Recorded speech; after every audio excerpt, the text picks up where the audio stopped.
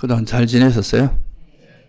오늘은 예전에도 제가 한번 이야기한 적은 있지만 또 그러니까 부처님께서 이제 수행하시는 과정에서 기존에 이제 인도 당시에 있었던 그런 수행의 방향성과 다른 방향성으로 이렇게 이제 수행을 하시고 어떻게 보면 그 이제 정신적인 그런 문화에서 아주 획기적인 그런 이제 전환점이 생기게 되는데요.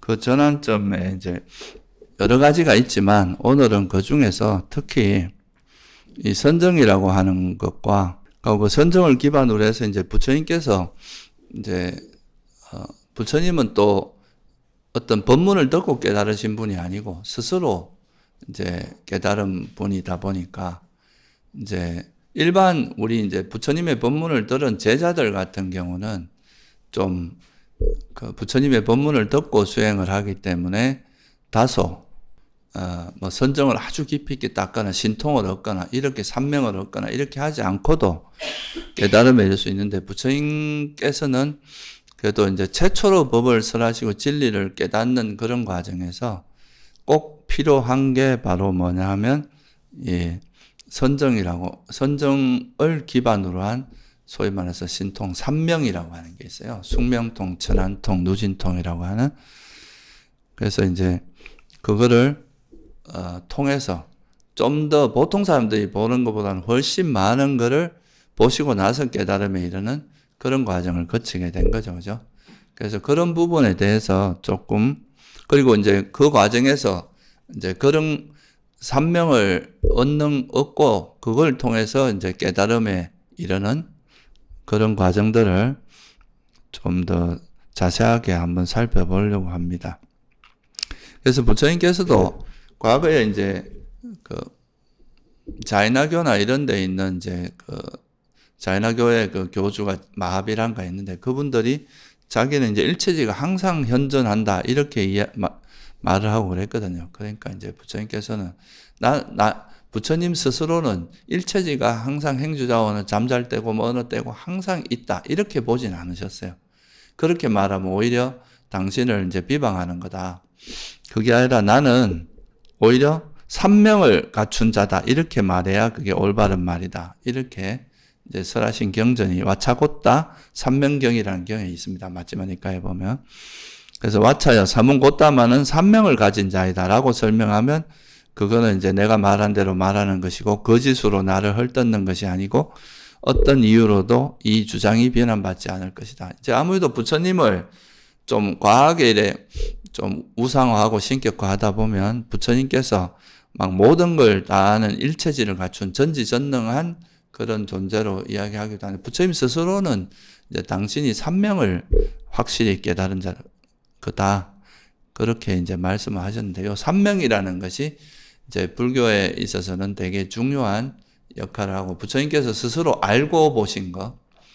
그러니까 경전에 보면 이제 알고 본다는 말이 많이 나오는데 스스로 알고 본 이거는 뭐 누구한테 전해 들은 것도 아니고 어디서 소문으로 들었거나 이런 게 아니라 당신 스스로 알고 보는 알고 봄으로써 깨달음에 이르렀다. 진리를 깨닫고 깨달음에 이르고 이제 번뇌를 버렸다. 그래서 그렇게 말씀하신 거기 때문에 이 부분이 이제 부처님께서 정등각자가 되는 중요한 시발점이 정등각자가 되는 이유가 되고요.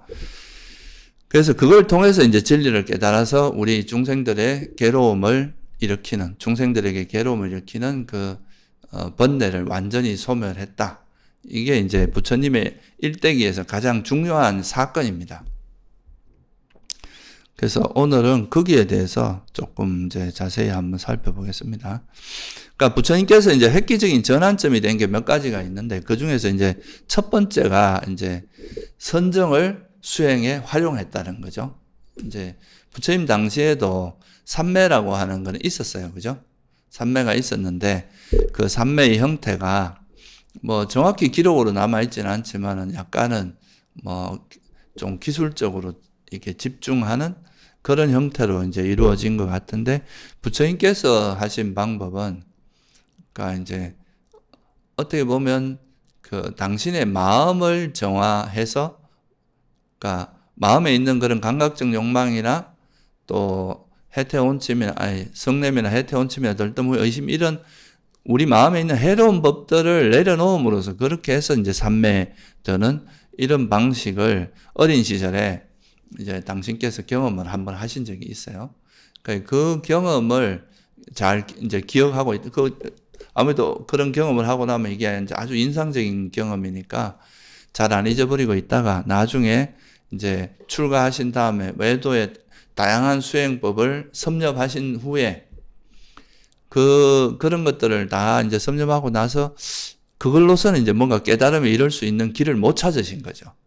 계속 뭔가 길은 뭐 알라라 깔라마나 우따가라 마뿌따를 통해서 이제 그 당시에 있는 최고의 삼매도 경험해봤고 고행도 해봤지만 그걸로는 이제 깨달음에 이르지 못한다는 걸 알고 그러고 나서 이제 부처님께서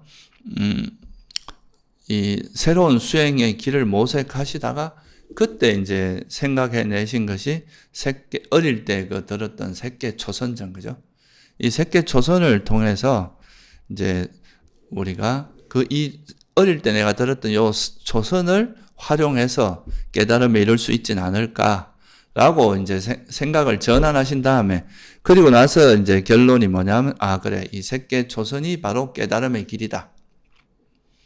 그러니까 이거는 이제 경전에 나와 있진 않아요. 제가 지금 말씀드리는, 지금 이거는 나와 있는 이야기인데, 근데 왜 초선을 생각했을까? 이걸 한번 생각을 해보면, 부처님께서 어떻게 보면 이제 알라라 깔라마나 우따가 라마부따가 들었던 그 선정, 삼매, 그거는 이제 어떻게 보면 인간이 경험할 수 있는 최고의 행복을 경험하는 그런 거였단 말이죠. 그러니까 내가 살아서 경험할 수 있는 최고의 그런 행복의 경지에 가도 그게 일시적일 뿐이고 또 나중에 지나면 또 다시 뭐 피곤하거나 이러면 다시 번뇌가 일어나는 걸 보면서 이걸로는 한계가 있구나. 그리고 이제 그러니까 뭐 극한의 고행, 이건 이제 죽음 직전까지 가는 그런 고행을 했지만 이것도 몸만 피곤하고 그럴 뿐이지 실제 그걸 통해서 깨달음이 일어나지는 않았던 거예요. 그래서 이걸 보면은 뭔가 우리가 이제 살아서 존재하는 이 몸을 가지고 뭔가 극한의 행복과 극한의 괴로움을 경험해 봤지만 이걸 가지고 뭔가 깨달음이 이르는 건 한계가 있지 않나. 그러면 거꾸로 말하면 나라고 하는 이 존재 자체에 뭔가 문제가 있는 건 아닌가. 이 존재함으로써 완전한 행복을 실현한다는 것이 불가능한 건 아닌가. 이런 이제 생각에 이르러서 이제 밖으로 뭔가 찾기보다 나라는 존재의 본질에 대해서 좀 더 탐구를 하기 시작했다. 뭐 관심을 전환했다. 이렇게도 추측할 수 있고요. 그리고 이제 그렇게 하는 데 있어서 가장 결정적으로 도움이 이제 되는 게 이 선정의 마음 상태를 활용해서 나라고 하는 존재, 이 존재의 실상을 들여다 보니까 이제 그리고 나서 이 존재 이거는 좀 한계가 있구나. 그렇게 해서 나중에 이제 진리를 깨닫게 된 건데요. 그래서 이 선정이라고 하는 이제 색계 초선정을 이제 수행에 활용한 거, 이거는 사실 되게 큰 의미가 있습니다. 불교적으로 보면. 그래서 보통은 이제 일부 스님들은 뭐 이제 윗바사나가 원래 부처님께서 말씀하신 거고, 이 삼매는 이제 부처님께서 말한 게 아니라 후대에 들어온 거다, 선정이라고 하는, 이렇게 말하는 사람도 간혹 있는데, 그거는 이제 전혀 잘못된 이야기라고 하고요. 이 선이라고 하는 이제 선정선, 이거를 우리가 빨리어로 자나라고 하는데, 이 자나라는 용어는 오직 불교 경전에만 나온다 그래요. 다른 인도 문헌에는 안 나온다 그러거든요. 그만큼 이제 이 선정이라고 하는 이것이 오히려 불교의 아주 독특한, 불교만이 가지고 있는 그런 이제 중요한 거고, 이걸 이제 선정이 바로 바른 삼매라고 하는 거죠. 그죠? 그래서 이 바른 삼매, 선정을 수행에다가 이제 적용해서 이 선정의 힘을 이용해서 이제 존재의 실상을 관찰하는 쪽으로 전환을 한 것. 이게 바로 우리가 여러분들이 잘 알고 있는, 그게 이제 우리가 윗바사나의 시초가 되고, 그게 이제 지혜를 불교에서 말한 진리를 깨닫는 가장 중요한 터닝 포인트가 된 겁니다, 이게. 그래서 사실 선정이라고 하는 것이 불교 수행에서 차지하고 있는 위치는 굉장히 중요한 위치를 차지하고 있습니다.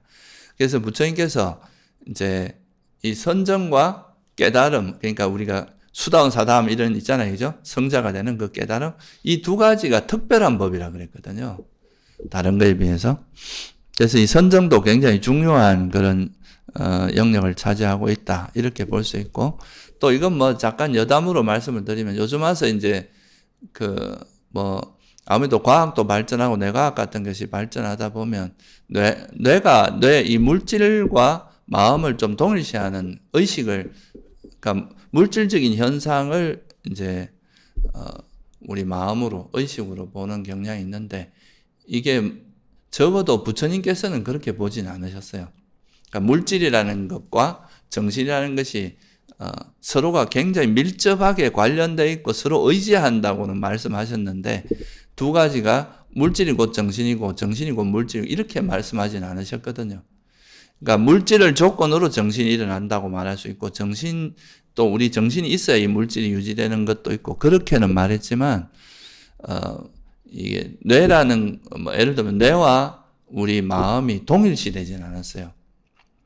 그리고 분명히 이제 여러분이 인간의 몸을 받고 있을 때 뇌가 망가지면 기억도 문제가 생기고 우리 마음에 큰 영향을 받는 건 사실이지만, 또 이 선정이라고 하는 부분이 좀 들여다보면 우리가 뇌를 의지하지 않으면 뭐 기억을 못한다 이렇게 말할 수 있지만, 예를 들어서 이제 적어도 이걸 약간 신비적이라고 생각할 수도 있어요, 사람들이. 이 부분에 들어가면 다른 거 뭐 번뇌 없애고 이런 건 되게 이제 현실적인 이야기이기도 한데, 근데 뭐 지금 말한 초월지라고 하는 거죠. 숙명통, 이런 천안통, 이런 것들은, 숙명통이라고는 좀 이따 설명을 드리겠지만 과거 아무리 오래된 전생도 기억해내는 능력인데, 이건 사실 우리가 이 생의 일은 뇌를 의지한다 하지만 과거 생의 일을 우리가 뇌를 의지해서 한다 이렇게 말할 수는 없잖아요. 그죠? 그거는 사실 전적으로 마음이 가지고 있는 초월적인 능력 같은 거라서, 그래서 이런 쪽을 너무 이제 이야기하다 보면 불교가 좀 다소 신비화되고 그렇게 있지만, 이제 적어도 부처님이 깨닫는 그 과정, 거기서는 이 삼명이라는 걸 얻고 그 삼명을 통해서 이제 깨달음을 얻었다는 거, 이런 거는 분명히 제시되어 있고, 또 이게 부처님께서 하신 거에 되게 중요한 부분이기 때문에 이런 부분을 생각해 보면 뇌와 마음을 동일시하는 건 좀 안 맞다. 그리고 마음이라고 하는 게 우리 일반적으로 물질을 의지하지 않으면 이제 제대로 작동하기 어려운데, 이 마음이 선정이라고 하는 이런 마음 상태를 터득한 사람들은 우리가 일반적으로 가지고 있는 의식과는 좀 다른, 훨씬 더 다른 차원의 능력이 좀 있다.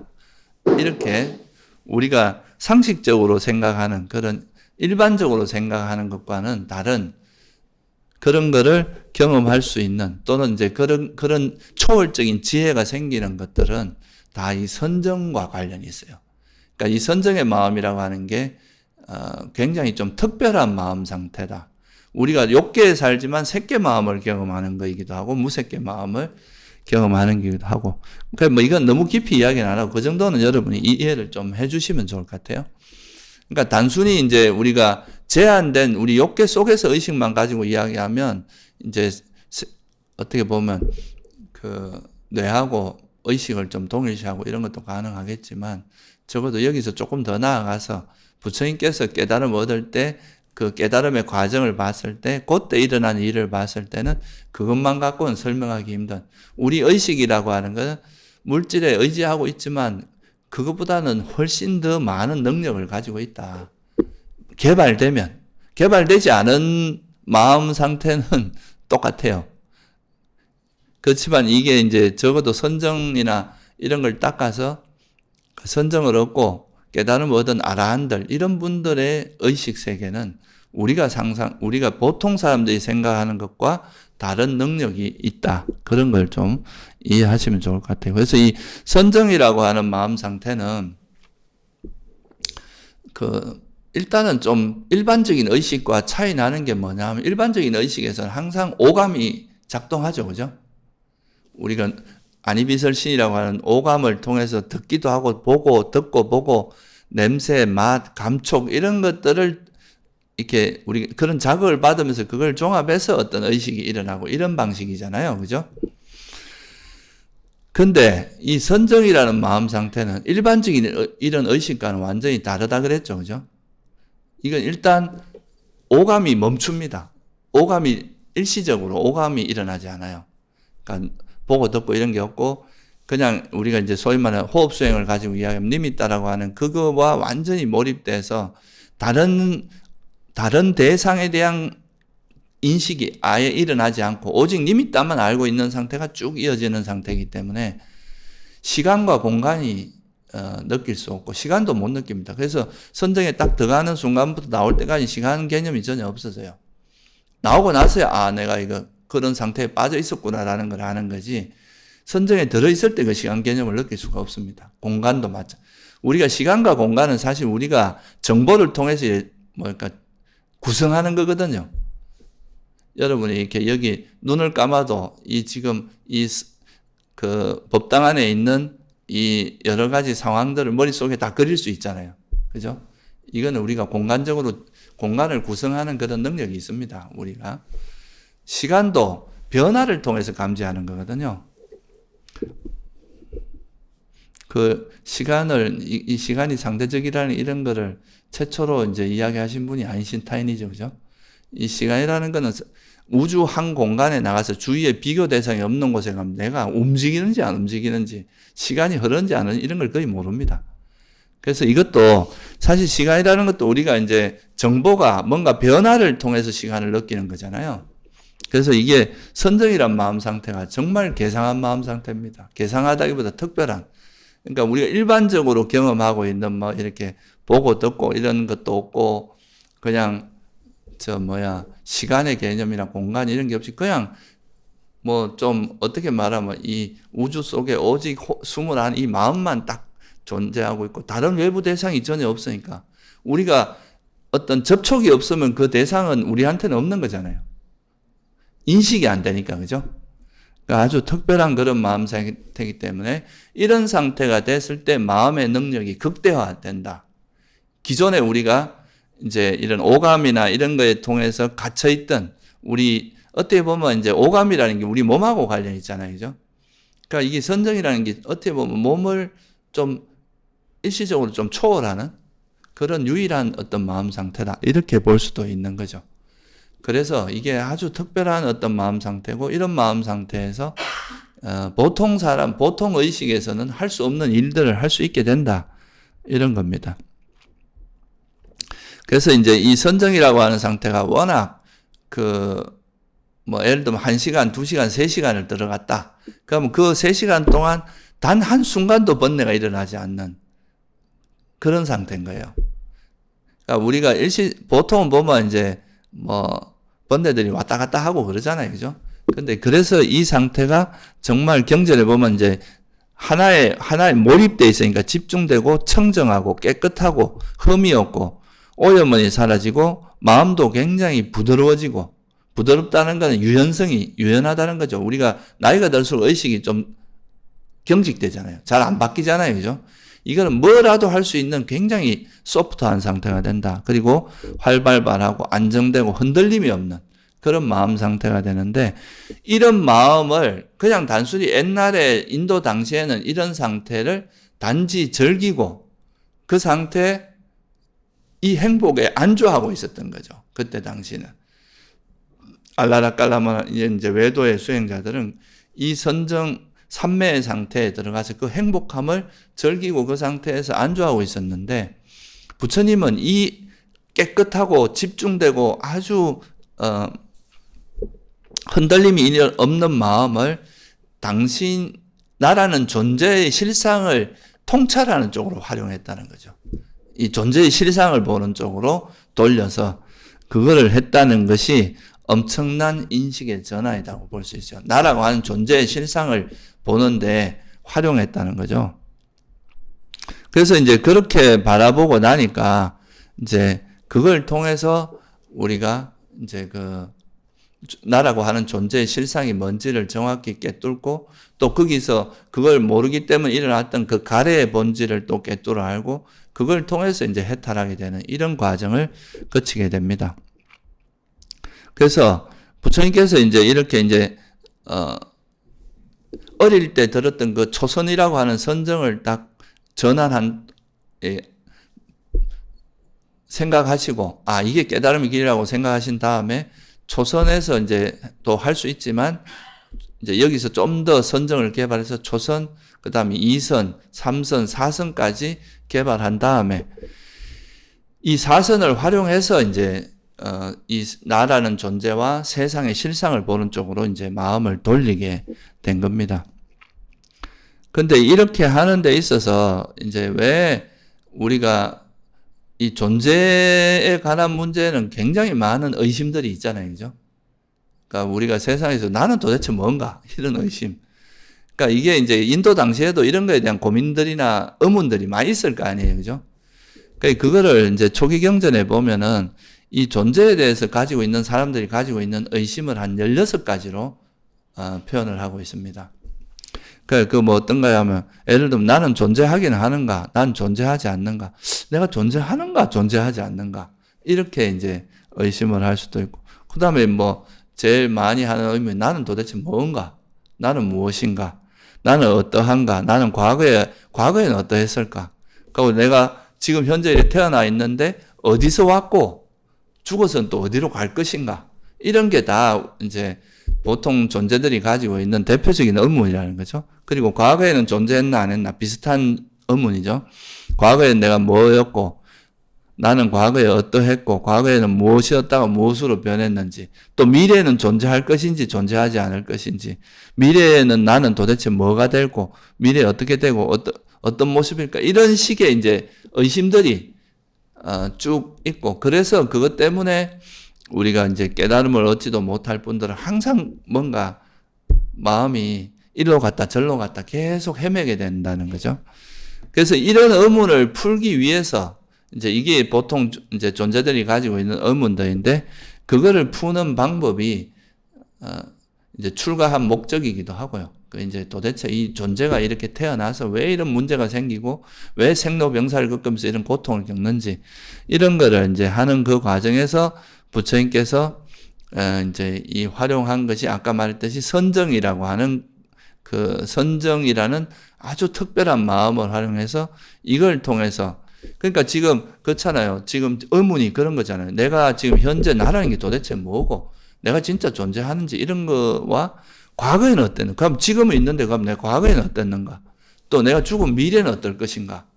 또 이게 또 어떻게 해서 현재에 왔고 현재는 또 미래를 어떻게 이런 것들을 스스로 알고 보지 못하면 스스로 깨달았다고 말을 못할 거 아니에요. 그죠? 그래서 이거를 알고 보는 것이 워낙 중요한 부분이었기 때문에 그래서 부처님께서 최초로 한 게 뭐냐?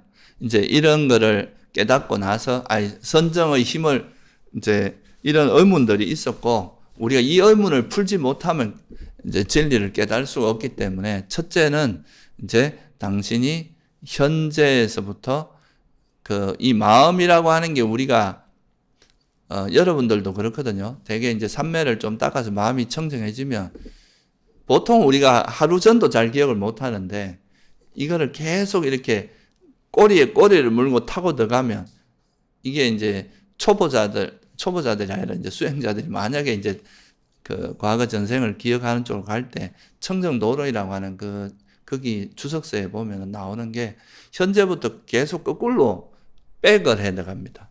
현재 내가 여기인 거는 어떤 마음에서 일어난 거고 또 그 마음은 어디서 일어나고 이렇게 역으로 들어가다 보면 계속 치고 들어가다 보면 이 삼매의 힘이 강하면 이게 이제 이 생의 최초까지 가게 되고 거기서 더 이렇게 노력을 하면 한 단계 넘어서면 그게 전생의 죽음 직전의 마음으로 넘어갈 거 아니에요. 그죠? 이런 식으로 해서 이제 과거 전생을 보는 그런 이제 방법이 나와 있는데 그래서 첫 번째 부처님께서 얻으신 그러니까 이제 색계 사선정을 얻으신 다음에 이까지는 뭐 여러분 누구나 충분히 이해하는데 그 다음에 하신 게 뭐냐면 올해 당신의 과거를 기억해 나가요. 이 생뿐만 아니라 과거 한 생, 두 생, 삼생 이래가지고 계속 치고 들어가서 셀 수 없는 과거 전생 당신이 걸어온 길에 대해서 기억을 해 들어가기 시작한 거죠. 그러니까 이게 이제 특별한 그 선정의 힘을 바탕으로 한, 또 부처님의 선정은 워낙 강력한 선정의 힘이 있고 또 지혜의 힘도 있기 때문에 이 힘을 이용해서 과거 전생을 기억하는 쪽으로 했다. 그게 첫 번째. 그래서 경전에 보면 이렇게 나옵니다.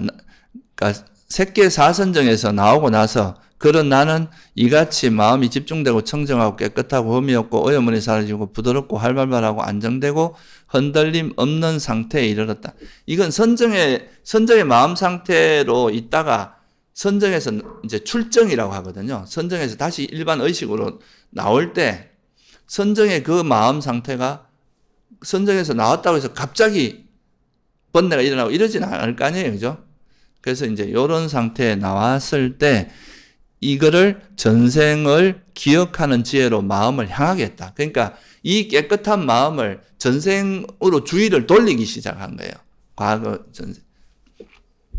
그렇게 해서 이제 당신이 한 생, 두 생, 사실 지금도 뭐 여러분들이 정말 이렇게 삼매를 깊이 닦고 지혜를 개발하다 보면 뭐 부처님처럼 이렇게 셀 수 없는 그건 아니더라도 어느 정도 한 뭐 몇 생 정도까지는 할 수도 있어요. 근데 이거는 사실 이거를 뭐 제가 섣불리 이야기하게 되면 너무 신비적이 되기 때문에 이런 이야기는 안 하지만 어쨌든 조건에서 선정의 힘이 충분히 있고 지혜의 힘이 있으면은 그 힘을 이용해서 이제 우리가 전생까지 기억해낼 수 있는 그런 이제 능력이 개발될 수 있다. 이 개발하는 방법을 사실 청정도론에는 구체적으로 설명이 되고 있습니다. 제가 여기서는 설명을 안 하는데, 그래서 그렇게 됐을 때 이제 현재 아까 그 우리 16가지 의문 중에 뭐가 있어요? 내가 지금 현재 이게 어디로부터 왔느냐? 그죠? 어디서 왔고, 이제 과거에는 내가 존재했는가 안 했는가? 이런 의문들이 있었잖아요. 그러니까 우리가 현재 보통 유물론자들은 어떻게 이야기합니까? 죽으면 끝이다. 그죠? 그냥 우연히 발생하고 과거에 뭔가 연관성이 있는 게 아니고 현재 그냥 있고 죽으면 미래도 끝이다. 이렇게 보는 건데 부처님께서는 이제 그런 거에 대해서 이제 답을 찾기 위해서 현생에부터 시작해서 일단은 현재 내 의식의 흐름이 있을 거 아니에요? 여러분들이 지금 현재 있더라도 어릴 때 일도 이렇게 치고 들어가다 보면 기억을 해내는 경우가 있잖아요. 그죠? 하루 전, 이틀 전 이렇게. 마찬가지로 이걸 쭉 타고 들어가서 과거 아주 오래된 것까지 기억해내는 이제 기억을 해내기 시작한 이게 이제 소위 말하는 숙명통입니다. 과거를 기억하는 능력이에요. 보통 사람들이 과거로 가는 거다 이렇게 생각하는데 이거 아닙니다. 잘못 이해하면은 어떤 그런 말을 하는 분은 숙명통이 있으면 과거에 부처님 전으로 가서 거기서 법문 듣고 돌아오면 된다 이렇게 이야기하는 그런 거 아니고 우리 의식에는 계속 우리에게 일어나고 사라지는 우리가 셀 수 없는 과거 전생부터 이제 의식에서 뭔가 우리 마음이 일어났다 사라지고 하면서 계속 이어져 왔을 거 아니에요. 그죠? 그거를 기억해낼 수 있는 능력이라는 거예요. 우리한테 일어났던 것들을. 그러니까 그게 과거에는 어떤 의식이 일어났고 이런 걸 과거에 어떤 모습이었고 이런 걸 기억할 수 있는 그런 거라는 거죠. 그래서 이런 거를 이제 기억을 해보면서 우리가 어떤 거를 이해할 수 있느냐 하면 현재만 내가 있었던 게 아니라 과거에도 존재했고 그 이전에도 존재했고 그러면서 다양한 모습으로 과거에는 사람이었다가 뭐 과거에는 천신이었다 과거에는 축생이었다 이런 다양한 변화를 다 이렇게 발견하실 수가 있게 된 거죠. 그죠? 그래야 우리가 과거에도 일시적이긴 하지만 존재했다는 것을 알 수 있겠죠. 그죠? 그래서 이걸 통해서 결국 뭐냐 하면 나라고 하는 존재가 현재도 오온이 형성됐다가 또 과거에서 오온이 형성됐다 거기서 죽고 나면 새로운 오온이 형성되고 이런 과정을 끊임없이 겪어왔다는 것을 첫 번째로 알고 보신 겁니다. 이 숙명통을 통해서. 그러니까 현재 우리의 존재가 단순히 현재만 존재했던 게 아니라 나라는 존재가 과거에도 존재했고 그 이전에도 존재했었고 셀 수 없는 과거 전생을 봐도 계속 존재했다가 사라지고 그러니까 태어났다 죽고 한 그 과정을 계속 이걸 통해서 존재의 실상은 오온이 계속 일어나고 오온이 형성됐다 사라지고 형성됐다 사라지고 형성됐다 사라졌다고 하는 이거를 당신의 지혜의 눈으로 스스로 알고 봤다. 이렇게 이제 말씀을 하시는 거죠. 이거는 그러니까 단순히 추측이 아니다 이거죠. 당신의 그 선정의 힘과 지혜의 힘으로 과거에부터 우리에게 당신에게 일어났던 그 과거 그거를 다 알고 보셨다. 그리고 보통은 있잖아요. 우리가 본인에게 일어났던 일들은 스스로 기억할 수 있잖아요. 그죠? 근데 다른 사람에게 일어났던 일을 기억하는 거는 쉽지 않겠죠. 알 수 없잖아요. 나하고 연관된 게 아니니까. 그래서 이런 걸 하려면 또 타심통도 있어야 되고, 다른 사람 마음을 이게 훨씬 어려운 겁니다. 자기 거를 기억하는 거는 자기 의식 세계에서 일어났던 거고, 그러니까 그거는 기억하기 쉬운데, 타인의 뭐 전생을 막 본다 하는 사람, 이런 사람들은 사실은 별로 신빙성이 없는 거라고 생각하시면 돼요. 그게 보통 그게 이제 그냥 막연히 짐작 가지고 그렇게 말할 수 있는데, 그런 거는 훨씬 어려운 거다. 이거는 사실 사리불존자조차도 그렇게 뭐 그런 걸 잘 못해서 제자를 못 가르치고 이런 일화가 있거든요. 그래서 첫 번째 이제 부처님께서 숙명통을 통해서 스스로 알고 보신 내용은 뭐냐 하면 존재의 실상, 나라고 하는 존재가 결국은 물질과 정신이 계속 이렇게 이어지고 있는 건데, 이게 과거에도 보니까 똑같이 그렇고 그 이전에도 그렇고 이런 것들이 계속 과거에 있다가 또 죽고 있다가 죽고 이렇게 하면서 지금까지 흘러온 거다. 과거에도 그러니까 현재와 과거가 무관한 게 아니라 연결되어 있다는 거, 그거를 이제 발견하신 거고, 그래서 이게 이제 초야에 있었던 일이라고 하잖아요. 그죠? 초야가 언제입니까? 오후 6시부터 저녁 10시까지입니다. 그러니까 요게 초야고, 그 다음 이야, 중야라고 하는데, 그게 이제 저녁 10시부터 그 다음 새벽 2시까지. 이때 뭐를 얻으셨느냐 하면, 이제 각각의 존재들이 이렇게 오온으로 형성됐다는 것은 발견하셨는데, 그 다음에 뭐를 발견하셨는가 하면, 그러면 이때 죽고 다시 태어날 때 오온이 이렇게 형성됐다가 죽음을 맞이하고 다시 태어나는 이 과정, 이게 어떤 조건에서 이게 일어나는가? 어떻게 이게 죽어서 다시 태어나는 이 메커니즘을 아는 게 바로 뭐냐면 천안통입니다. 그러니까 과거 생에 지었던 업에 의해서 다시 태어나고 또 그 업에 의해서 다시 태어나고 그거를 이제 정확히 보는 초월적인 지혜를 천안통이라고 이야기합니다. 그래서 이 천안통을 통해서 중생들이 때로는 선처에 태어나고 때로는 악처에 태어나고 또 자기가 어떤 업을 짓느냐에 따라서 그 생에서 선업을 많이 지은 사람은 선처에 태어나서 또 행복하게 살다가 죽음을 맞이하고 또 그 생에서 또 악업을 많이 지은 사람들은 또 악처에 태어나서 고통을 받고, 그러니까 처음에 숙명통을 통해서는 현재 존재가 과거에도 존재했고 그 이전에도 존재했고 계속 이렇게 오온으로 존재했다는 거, 이거를 이제 설명을 한 거고요. 그 다음에 천안통을 통해서는 과거에 존재했던 그 존재들이 어떤 업에서 다시 태어나고 그 업에 의해서 또 어떻게 태어나고 이 과정을 면밀히 들여다보신 거죠. 이걸 통해서 우리가 부처님께서 나중에 이제 그 진리를 말씀하실 때 우리가 연기를 배웠잖아요. 그죠? 아, 과거에 지었던 이런 가래와 업 때문에 다시 태어나고 그 업에 의해 그때 지은 또 업이 또 가래와 업, 무명과 가래 이런 걸 통해서 다시 태어나고 이 과정이 끊임없이 반복된다는 걸 이 그러니까 숙명통과 천안통을 통해서 스스로 알고 보신 겁니다.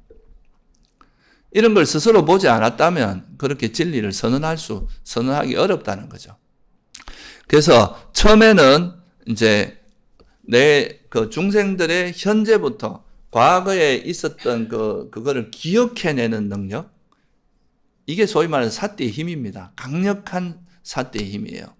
그래서 이제 선정을 기반으로 해서 과거에 있던 모든 걸 기억해내고, 아, 이렇게 오온이 일어나고 형성되고 했다. 그리고 이 오온이 거기서 이제 형성됐다가 죽음을 맞이하고 다시 태어날 때는 그것이 업에 의해서 태어나는구나.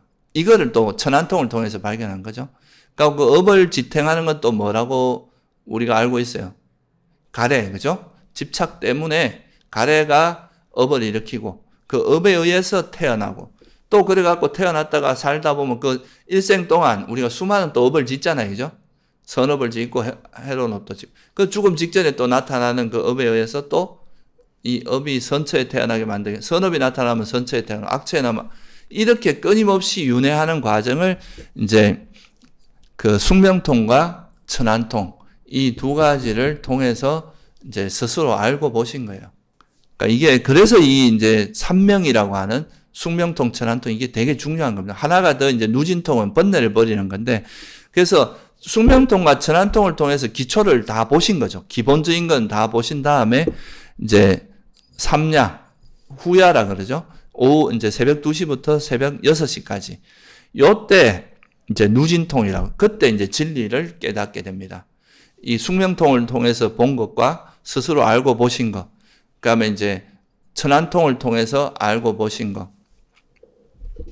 이런 걸 통해서 이제 과거 생에도 오온이었고 오온이 형성됐다가 또 오온이 이렇게 형성돼서 진행되다가 다시 죽으면 다시 또 새로운 오온이 형성되고 또 죽으면 근데 이걸 움직이는 그 동력은 무명과 가래와 그러니까 가래를 통해서 업을 짓고 그 업에 의해서 일어난다.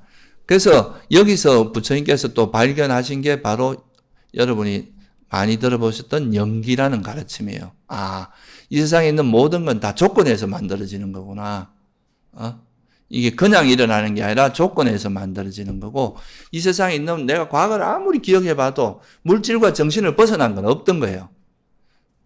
그리고 이건 다 조건에서 만들어진 거고 그래서 물질과 정신은 나라고 하는 존재의 실상은 사실 물질적인 요소와 때로는 정신만 있을 수도 있고 때로는 물질만 있기도 하고 물질과 정신이 같이 있기도 하고 이런 존재로서 계속 형성 물질만 있는 존재는 사실 어떤 존재입니까? 무상유정천이라고 들어보셨어요? 그러니까 색계사선천 중에 무상유정천에 태어나는 존재는 나는 이게 생각하는 게 너무 싫어. 막 범잡하다. 그래서 색계사선정에 있던 사람 중에 나는 다음 생에는 생각 없는 존재로 태어나고 싶어. 이런 이제 마음을 깊이 일으키고 태어나면 다음에 몸만 있고 생각이 없는 존재로 태어나는데 이거를 무상유정천이라고 합니다. 무상, 인식이 없다 이 말이거든요. 인식이 없고 유정, 그렇지만 살아있는 존재. 그런데 태어나는 거죠. 근데 또 이제 무색계 같은 경우는 뭐예요? 물질은 없고 정신만 있죠. 이런 존재도 태어날 수 있고. 또 일반적으로는 오온이 다 있습니다. 물질과 정신이 같이 있는 거죠. 그래서 그걸 보면서 과거의 수많은 생을 기억하면서 어떤 때는 예를 들면 이제 욕계에 태어나면 얼마나 많은 수명을 살았고 또 색계에 태어났을 땐 수명이 어느 정도 되고 무색계에 살았을 땐 수명이 어느 정도 이런까지 다 기억을 해낼 수가 있는 거 어떤 모양이고 그래야 이게 사실 부처님이 말씀하신 것처럼 너가 아무리 색계나 무색계에 태어나서 부처님께서 처음에 이제 비상 비비상처 이런 거 이것도 무색계에 태어나서 굉장히 오랜 세월 동안 행복을 누리지만 그것이 끝나고 나면 다시 또 뭐가 될 수 있다는 뜻이에요. 다시 또 욕계로 태어나서 또 악처로 갈 수 있는 가능성을 가지고 있다. 그래서 이게 해탈이 아니라 그랬던 거잖아요. 그죠? 그러니까 이걸 그렇게 할 수 있는, 자신 있게 말할 수 있는 이유가 뭐겠어요? 이런 셀 수 없는 과거를 다 당신이 보신 숙명통을 통해서 이거는 제자들은 이렇게 셀 수 없는 과거 전생을 못 봅니다. 봐도 한계가 있어요. 어느 정도 수준까지밖에 못 봐요. 1급, 한 급 정도 기억한다거나 이 정도밖에 안 되는데 부처님은 이제 다 기억할 수 있다 하죠. 그래서 그런 걸 통해서 수명도 어느 정도 되고 얼마나 짧게 태어났다 죽고 이런 걸 다 보시니까 정말 이건 해탈이 아니다. 우리가 아무리 좋은데 태어났다 하더라도 그거는 수명이 있고 한계가 있을 수밖에 없고 죽을 수밖에 없다는 이런 거에 대한 이제 이해가 이루어지면서 결국 존재의 실상은 물질과 정신 이것이 아무리 행복한 곳에 태어나거나 수명이 긴 곳에 태어나다도 이거는 형성됐기 때문에 업과 가래와 업에 의해서 만들어진 태어난 가래와 업을 조건으로 형성된 그런 존재이기 때문에 사라질 수밖에 없다는 그죠? 연기됐기 때문에 형성됐기 때문에 사라질 수밖에 없다는 그 진리가 바로 무슨 진리입니까? 그래서 우리 존재의 실상은 물질과 정신 또는 오온이고 이거는 사라질 수밖에 없다. 왜냐? 만들어졌기, 형성됐기 때문에. 그게 무상의 진리고 그렇기 때문에 사라질 수밖에 없다는 건 현재가 불안정하고 불만족스럽다는 거죠. 그죠? 그래서 이거는 괴로움의 속성이 있고 그래서 이거는 내 것이라 할 만한 것도 없다. 무하다. 이렇게 해서 나온 그러니까 이제 숙명통과 천안통을 기반으로 해서 나온 첫 번째 진리가 바로 뭐예요? 괴로움의 성스러운 진리. 이게 바로 고성제입니다. 나라고 하는 존재는 본질은 물질과 정신이고 그거는 무상하고 괴로움이고 뭐 특히 괴로움이다. 이렇게 본 거죠. 태어나는 것 자체가 괴로움이다. 이 말은 무슨 말이에요? 태어나서 완전한 행복을 실현하는 것은 불가능하다. 이 말입니다. 태어난 이상 죽을 수밖에 없고 때로는 병들 수밖에 없고 늙을 수밖에 없고 또 때로는 정신적인 고통을 겪을 수밖에 없기 때문에 태어난 존재가 완전한 행복을 실현할 수 없다. 그래서 존재 자체가 가지고 있는 그러니까 존재의 실상은 오온인데 오온 자체가 괴로움이다. 그러니까 이건 고통스럽다가 아니라 불만족스럽다. 이거 완전하지 않다. 그런 뜻이죠. 그래서 그렇게 됐기 때문에 이제 고성제를 쓰고 근데 왜 이게 괴로움인데 태어나는 것 자체가 괴로움인데 왜 사람들은 자꾸 태어나려고 하느냐. 그죠? 왜 태어나서 또 괴로움을 겪다가 또 죽으면 또 태어나고 싶어 하고 또 태어나고 싶어 하느냐. 그 이유를 보니까 그게 바로 뭐로 본 거예요? 이게 천안통으로 본 겁니다. 업을 조건으로 태어났는데 그 업이 일어나는 이유는 가래 때문이더라. 또 가래를 조금 더 들어가 보니까 이 가래가 일어나는 이유는 어리석기 때문이더라. 그래서 무명과 가래 때문에 업이 생기고 그 업 때문에 계속 이게 괴로움인지 모르고 그러니까 이게 태어나는 게 괴로움이라고 생각하면 멈출 텐데 이걸 행복이라 생각하고 자꾸 태어난다는 거죠. 자꾸 이제 뭐 태어나서 또 이것도 하고 싶고 저것도 하고 싶고 이런 가래를 기반으로 해서 그래서 그거를 설한 거. 가래 때문에 태어남이 있다. 태어남이라는 게 오온의 형성이고 그게 바로 괴로움이잖아요. 그죠? 그래서 가래를 조건으로 괴로움이 일어난다. 이렇게 천명한 진리가 뭡니까? 그게 바로 집성제잖아요. 그죠? 우리가 고성제는 이 세상의 본질이 오온이고 그거는 괴로움이라고 보는 거 이게 이제 고성제고 근데 왜 자꾸 이래 형성되고 태어나느냐? 가래 때문이다. 그죠? 그게 이제 집성제의 내용이고 또 가래라고만 설했지만 가래가 일어나기 위한 조건이 아까도 말씀드렸잖아요. 왜 여러분들이 다시 태어나려고 하는 가래가 일어난 이유가 뭐겠어요? 태어남을 좋다고 생각하고, 그죠? 행복이라 생각하니까. 그러니까 이게 이제, 그리고 내가 이 물건에 대해서 뭔가 내가 집착한다는 거는 뭔가에 대한 가래를 일으킨다는 거는 그것이 영원하다고 착각할 수도 있고, 그죠? 내가 내 몸이 안 죽었으면 좋겠어, 영원했으면 좋겠어, 이렇게 이걸 잘못 알고 집착할 수도 있고, 괴로움인 것을 행복으로 알고 집착할 수도 있고, 이건 내 거야. 내 거는 이거 절대로 안 사라졌으면 내 돈이야. 내 차야. 내 집이야. 이렇게 내 생각이야. 내 아이디어야. 이렇게 하면서 그걸 꽉 검어지는 거, 이것이 내 것이 아니고, 내가 물론 나하고 연관된 내 조건에서 일어난 거다 하지만 내 것은 아니긴데, 그거를 나라고 생각하기 때문에 집착이 일어난다는 거잖아요. 그죠? 그래서 부처님께서는 영원하지 않은 것을 영원하다고 집착하고, 괴로움인 것을 행복이라고 집착하고, 내 것이 아닌 걸 내 것이라고 집착하는데, 현실은 어때요? 형성된 거는 사라지기 마련이고, 괴로움이고 내 것이 아니잖아요. 그러니까 이것이 이제 그렇게 됐을 때 고통이 일어난다. 그래서 무명 때문에 가래가 있고, 가래가 있으면 괴로움이 일어난다. 이게 이제 부처님께서 집성제에서 우리한테 설하고자 하는 내용이거든요. 그래서 이제 그게 집성제의 내용이, 요걸 한마디로 줄이면 가래 때문에 괴로움이 일어난다. 이렇게 설한 겁니다. 이 세 가지 내용을. 그러면 거꾸로 말하면 가래 때문에 괴로움이 일어난다 그러면 가래가 소멸하면 괴로움이 소멸하겠죠. 그죠? 그게 멸성제잖아요. 그죠? 그러면 여기서 이제 이까지 알고 나면은 사실 이제 가래를 내려놓는 거, 이걸 우리가 수행이라고 하잖아요. 맨날 방아차게 해라, 놔라, 내려놔라, 놓아버려라. 맨날 하는 이야기가 그게 다 가래를 버리라는 이야기죠. 그러면 이거를 버리라는 건 알겠어. 가래 때문에 괴로움이 일어난다는 건 알겠는데, 가래를 그러면 어떻게 버릴 거야 이거죠. 가래를 버리는 수단이 뭐냐? 아까 말씀드렸듯이 가래는 뭐 때문에 일어난다 그랬어요? 가래의 조건은 뭐 때문에 일어난다 그랬어요? 무명이라 그랬잖아요. 그죠? 어리석음. 어리석음 때문에 가래가 일어납니다. 그러면 이 어리석음을 부수면 가래도 부서지겠죠. 왜냐하면 가래가 지탱하고 있는 게 어리석음이니까. 의지하고 있는 게 가래를 의지하고 있는 가래가 의지하는 게 어리석음이니까. 어리석음이 깨지면 가래도 깨질 수밖에 없잖아요. 그래서 이 가래를 버린다는 거는 결국은 무명을 버려야 됩니다. 그 무명을 버리는 방법은 뭐예요?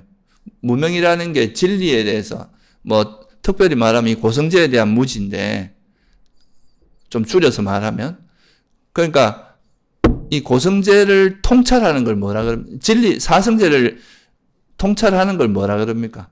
명지라고 하잖아요. 명지. 그죠?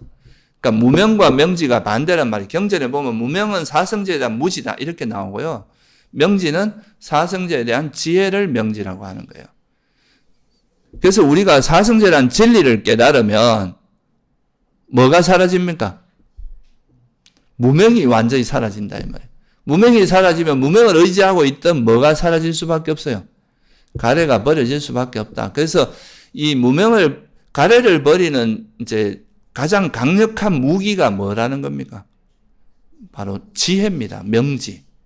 이 명지가 있어야 지혜가 무명이가 사라지게 되고 그게 이제 가래의 소멸로 이어진다. 그래서 이 지혜를 개발하는 게 불교 수행에서는 가장 핵심적인 거예요. 결국은 지혜를 개발해야 이제 가래가 버려지기 때문에. 그러면 이 지혜를 개발하기 위해서는 부처님께서 하셨던 방법처럼 부처님께서도 선정을 통해서 이제 우리 존재의 실상을 봤잖아요. 존재의 실상을 보는 게 바로 지혜란 말이죠. 그죠? 그러니까 이 지혜를 개발하는 데 있어서 이제 핵심적인 방법이 바로 삼매인 거예요. 그죠? 그 삼매를 닦으려면 또 뭐가 필요합니까? 여러분 쓸데없는 짓은 좀 덜 해야 될 거 아니에요. 그죠? 그래서 계를 잘 지켜야 됩니다. 그래서 이게 이제 당신이 깨달은 바대로 당신이 이제 진리를 깨달은 그게 나라고 하는 존재의 실상이 오온이고 오온을 관찰해 보니까 이거는 정말 무상고 무아라는 걸 알게 됐고 그걸 통해서 진리를 깨닫게 되신 건데 그러면 이제 당신처럼 이 지혜를 깨닫게 하는데 이거를 위해서 선정을 활용했어요. 그래서 이게 이제 바른 삼매로 해지고 그리고 이걸 하기 위해서 이제 정어, 정업, 정명이라고 하는 계를 잘 지켜라. 그래서 이거를 당신이 이거 수행한 그 메커니즘을 가고 제가 말씀드렸지 외도의 삼매하고 부처님의 삼매가 다른 점은 이게 지혜를 가지고 삼매를 개발하는 이런 진리를 기반으로 해서 삼매를 개발하느냐 아니면 그냥 단순 집중으로 가는 이게 차이가 있다 그랬죠. 그래서 이제 이런 거를 체계적으로 정리해서 설한 게 바로 팔정도입니다. 팔정도가 정견, 정사유는 해에 해당해요. 바른 견해를 가지고 바르게 사유하고 이건 지혜를 개발하는 그 요소고 그 다음에 이제 올바른 견해를 갖추고 청정한 계를 지켜 정어, 정업, 정명이라는 계를 지키고 그리고 나서 열심히 노력해서 바르게 기억을 개발하면 이제 바른 삼매에 들게 된다. 이게 이제 바른 삼매를 통해서 바른 지혜를 개발하게 되고 그걸 통해서 해탈로 이르게 되는 이 과정이 당신이 갔던 그 길과 똑같습니다. 그래서 이제 이 팔정도가 여기서 나온 거죠. 부처님께서 이제 깨달음 얻은 다음에 당신의 수행 방법을 정리해서 한 게 팔정도예요. 그게 바로 도성제고. 그래서 이렇게 처음에 이제 천안통, 그 다음 숙명통, 그 다음 천안통을 얻으신 다음에 그걸 토대로 해서 사성제를 정리를 하신 거죠. 그죠? 여기 연기도 마찬가지로 다 이제 정리가 되니까. 그래서 사성제를 알고 보신 거죠. 이제 이게 바로 처음에 이제 당신께서 숙명통과 누진 사선정을 이용해서 처음에는 과거 전생을 보는 쪽으로 마음을 돌려서 이렇게 하고 두 번째는 이제 천안통을 통해서 어떻게 중생들이 업에 따라서 죽고 태어나는 걸 보신 거고 그리고 나서 그걸 이제 정리해서 그때부터 고성제를 알고 보시고 고성제는 그래서 이게 이제 초전 법륜경에 보면 고성제는 철저히 알아야 될 진리다. 나는 알았다. 이렇게 말합니다. 이미 아셨다 이거죠. 스스로 알았다 이거죠. 집성제는 이거 어떤 진리입니까? 버려야 될 진리고 버려졌다. 이렇게 선언하십니다. 그리고 멸성죄는 실현해야 되죠. 이거는 이제 실현하셨고, 그리고 도성죄는 닦아야 될 진리입니다. 그래서 이건 닦았다. 이렇게 나오시고, 그리고 나서 이제 이런 사성죄를 통찰하시고 나니까 이제 뭐예요? 번뇌라는 걸 알게 된 거예요. 뭐가 번뇌입니까? 번뇌라는 거는 괴로움이 일어나는 그 주된 원인을 묶어서 번뇌라고 이야기합니다.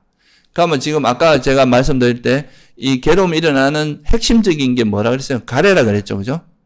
가래. 이건 탐욕입니다. 가래고, 이 가래는 왜 일어난다 그랬어요?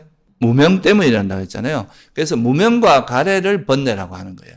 이게 괴로움이 일어나게 하는 주된 원인이니까.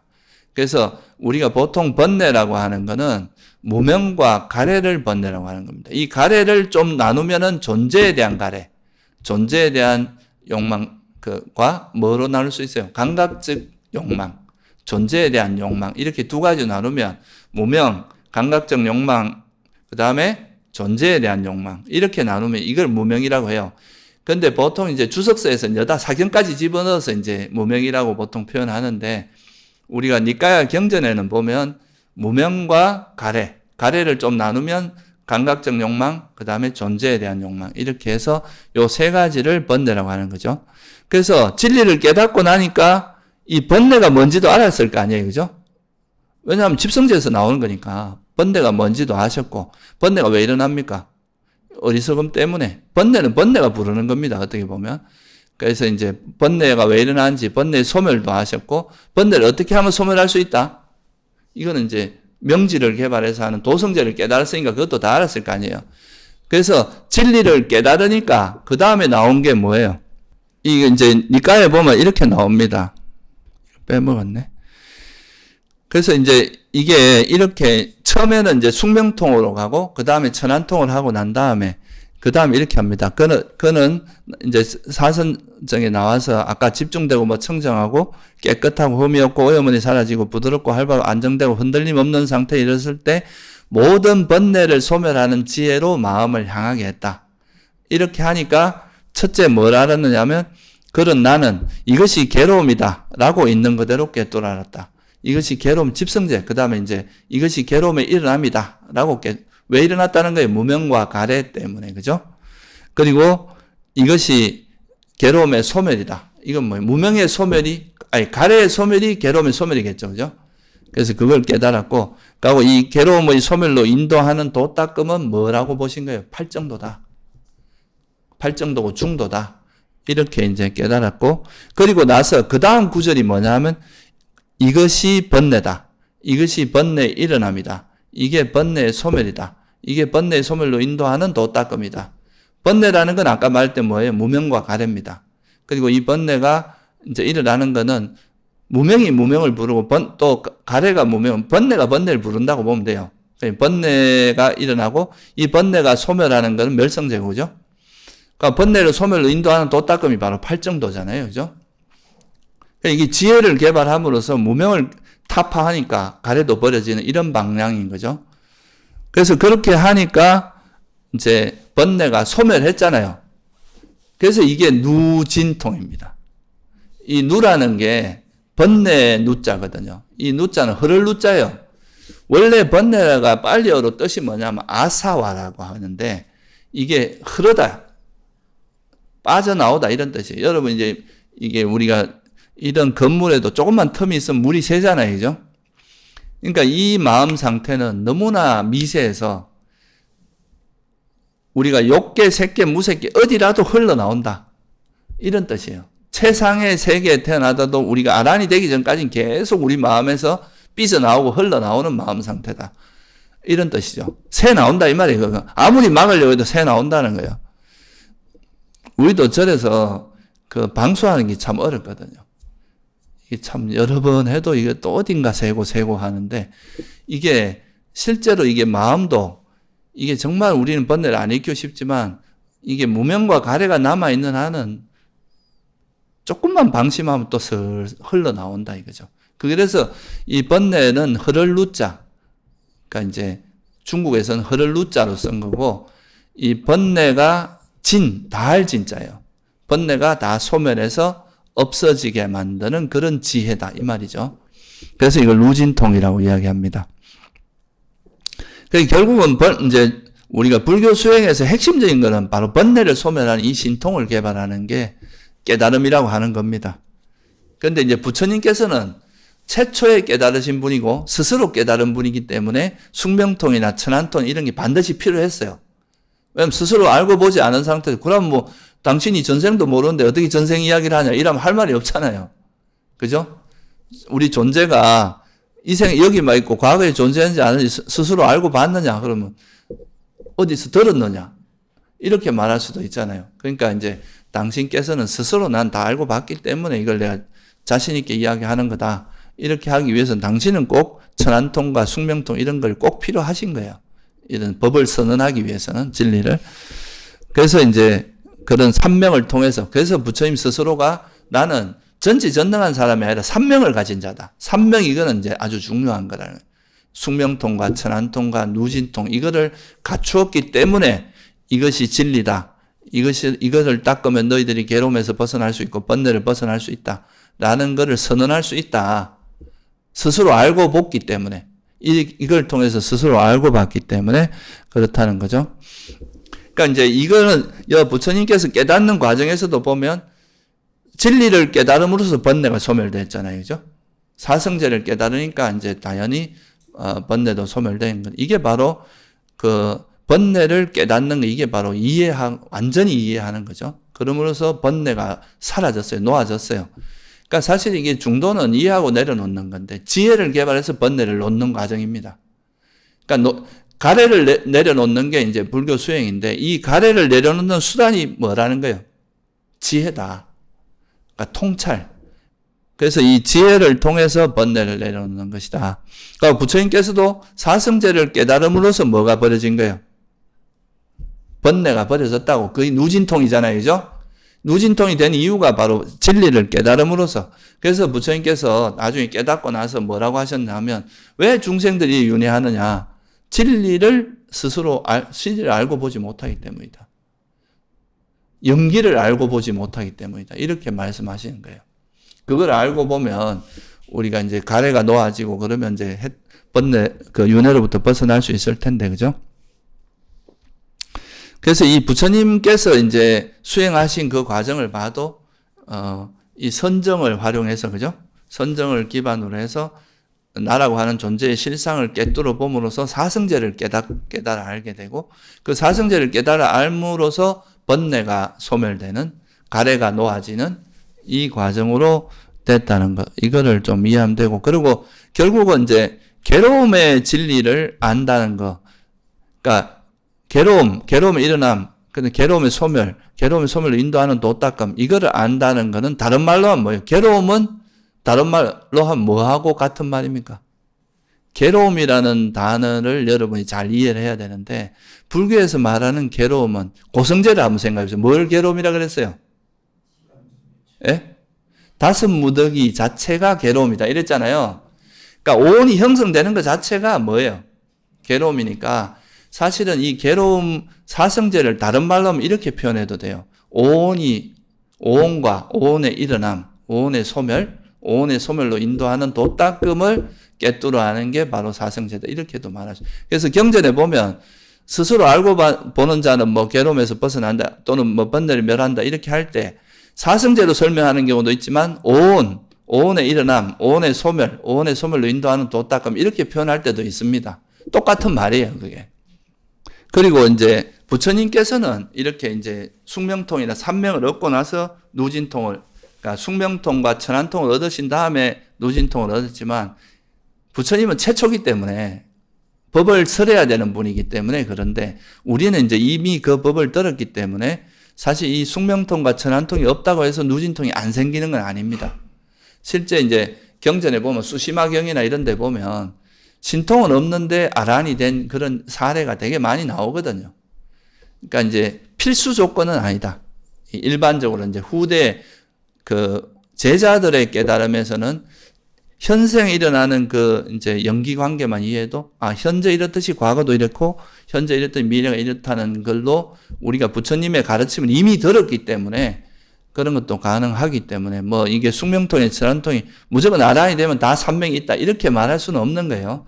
근데 이제 부처님께서는 스스로 알고 봐야 되기 때문에 이렇게 했다. 이 정도로 이해하시고, 그래서 여기서도 알 수 있듯이 부처님께서 이제 선정을 활용해서 진리를 깨닫고 그래 번뇌가 소멸되고 이제 해탈한 이 과정을 우리가 봐도 알 수 있듯이 불교 수행은 놓아버리는 수행이고 내려놓는 수행이고, 뭘 내려놓습니까? 노력을 내려놓고 정진을 내려놓고 이게 아니죠. 가래를 내려놓는 겁니다. 우리가 집착하고 있는 그 가래를 놓아버리는 것, 검어지고 있는 이 가래를 놓아버린 것, 이 가래를 놓는 가장 강력한 무기, 이게 바로 뭐라는 거예요? 진리에 대한 통찰, 지혜. 그래서 이거를 이제, 그래서 제가 이걸 요약해서 그냥 이해하고 내려놓기라고 이야기하는 겁니다. 놓는데 그 놓는 힘이 바로 지혜다. 이 지혜를, 사성지에 대한 지혜를 통해서 가래를 내려놓는 거다. 이렇게. 그래서 여러분이 지혜를 개발하는 것과 번뇌가 놓아지는 거는 비례하는 거예요. 그죠? 지혜가 많이 개발될수록 번뇌가 놓아지고, 지혜가 강해지면 우리가 장애도 놓아지니까 산매에도 들 수 있고, 이게 이제 지혜를 통해서 장애를 놓으면 선정에 들고, 이 선정을 기반으로 해서 다시 또 더 깊은 지혜가 생기는 거죠. 깨달음의 지혜까지 갈 수 있는. 그래서 이 과정이 부처님께서 당신이 깨닫는 그 과정을 통해서 우리가 살펴봐도 이게 참 이 부처님의 그 행적을 추적해 보면 우리가 어떻게 수행해야 될지 여기에 대해서 좀 더 명확해지는 게 있습니다. 네, 오늘은 여기서 마치겠습니다.